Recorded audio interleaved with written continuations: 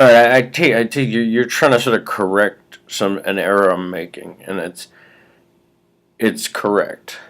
Errors are part of the game, but here's what we're trying to say. Like the guy, okay, it's a good example. All right, the guy who spoke from, because I'm being like sort of like being the wrong way about it. I'm not explaining something.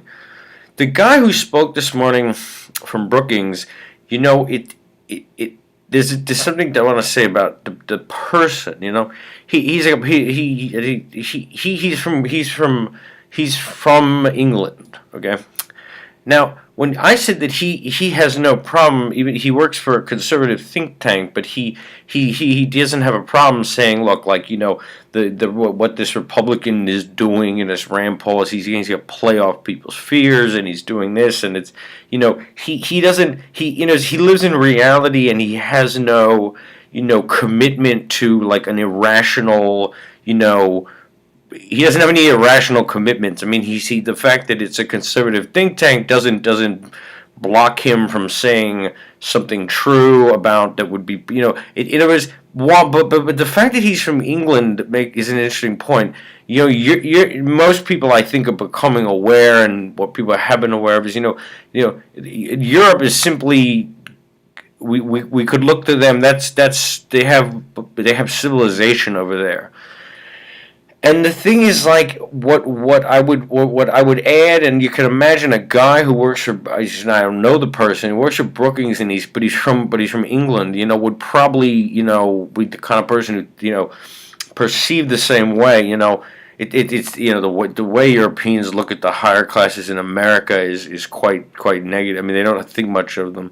The thing is this, like we have a problem that all of the part of what's going on, and I mean it is, and I sort of mentioned, I gave that an example from that film, but which depicts it, that what we have here that's like anti-civilization, and it's causing harm to the whole the majority of the country, like the majority, like with what they're doing. But the thing is, like, where's it coming from? Why do we have economists that or even economists who do a study? It makes sense to take away people's food stamps and unemployment, or why do we why are there people going to our Congress that appear to not care what happens to what happened? I mean, the conditions are getting worse for most people. And there are people in all of our sort of institutional structures and that are making it worse, not because it doesn't appear to be in their interest to do that, but they're just doing it, and they're in our Congress, they're in the Republican Party, they're in think tanks, they're economists, they write for magazines, they write for newspapers that are read by serious people, and I'm saying what it is that part of the sort of stupidity of it's violent stupidity because of what it causes is that and they pass it on to their offspring, but it's the baby boom that went a certain way in the 60s passes it on to their offspring. It's entirely attitudinal. In other words, I was making the point, to win acceptance from the older generation, we're a young man, from one of our boarding schools, to make a comment over the dinner table, that indicated hostility to people who live on food stamps, it would receive the response of oh, good man, he's got the right attitudes, This thing with sort of hating the poor, or sort of being insensitive to what's happening to people, what's happening to poor people, and then it's entirely attitudinal, but it's the culture of a large part of our higher classes, and certainly when something's part of the culture like that, to win approval, I mean, the younger generation wins approval from the elders by adopting such attitudes. But it's purely attitudinal is what makes it sick.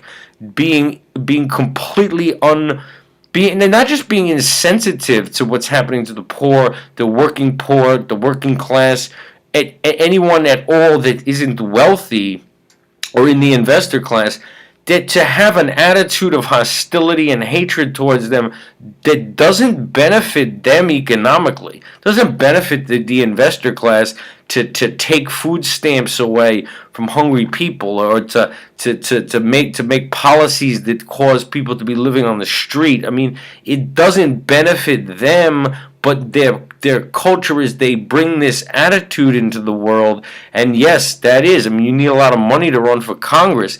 That's who goes into our Congress, more often on the Republican side.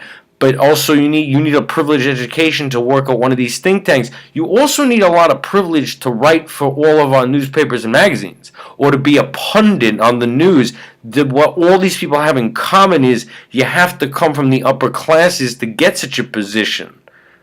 Education-wise, opportunity-wise, connection-wise, in every sense, the people who are creating the impressions in the minds of the public by writing for magazines, being on TV, but they're indoctrinating another part of the population that isn't necessarily wealthy, but maybe like, small business owners or this or that. They're spreading something that's just an attitude. And it's an attitude that's like morally bankrupt and unnecessary and mean, but it has no economic necessity. They're not looking to benefit. This doesn't benefit them, but that's their culture here, and it's why. Let me tell you something. Like people, when I mentioned that the guy from Brookings who just told the truth that this Rand Paul is about to play a game, he doesn't mind speaking out about the behavior of the Republicans. But it's interesting that he's from England. You see, in Europe, they think our upper classes are like basically like ignorant idiots. I mean, they really do. And the fact that like that our upper classes throw around the word socialism all the time without knowing like what it means. I mean, they don't think, when I say Europeans think Americans are dumb. Well, who do they think is dumb? Definitely one group they have no respect for, and this is only from experience. They think our upper classes are like demented and dumb and don't understand their ignorance. They don't. Like I said, and then Chomsky apparently bringing to people that he looked into the sort of what's been written in the press in Europe and in England for the whole century, and he said, at various times the right wing in Europe speaks openly that they can't believe how badly American workers are treated. Like the behavior of our upper classes and their attitudes are actually sick. But it has real effects on policy. They spread their attitudes by coming on shows as pundits and writing op-ed articles. I mean, these are all people with privilege, but who have an attitude that is so ignorant and unnecessary and cruel, but they create policy. And it has to change. It's part of the spiritual bankruptcy of the country. These people have what you might call an anti-Christian mentality. There's no need for it, but it has real effects on people's lives because it involves things like being hostile to people who are desperate and need food stamps. That's actually what's taking place. It's a psychological deficit, it's a moral and spiritual deficit in our upper classes, but because it has effects that are so catastrophic on people's lives, we need to start addressing it in a grown-up way.